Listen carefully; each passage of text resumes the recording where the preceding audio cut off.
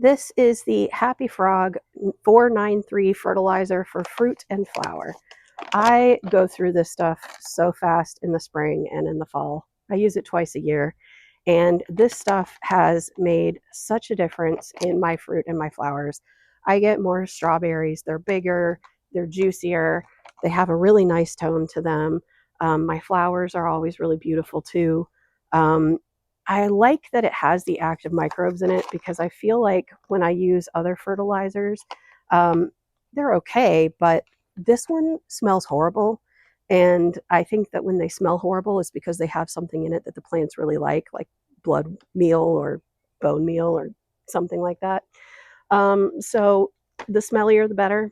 And I just think that this one I've seen such good results with as it relates to seeing healthier, prettier flowers and fruits. And so I use this one exclusively now. This is by FoxFarm, and I highly recommend it. Again, smells horrible, especially when it's wet. So you're going to want to make sure you work it really good into the soil.